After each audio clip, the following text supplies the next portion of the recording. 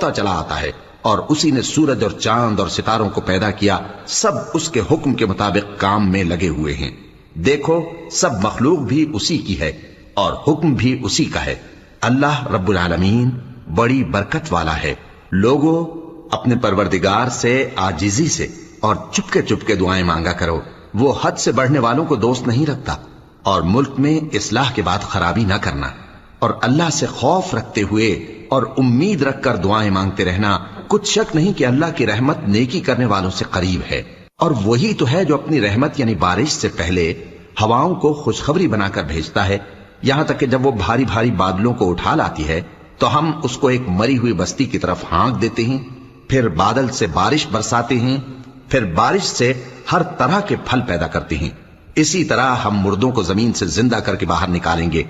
ये आयात इसलिए बयान की जाती हैं ताकि तुम नसीहत हासिल करो।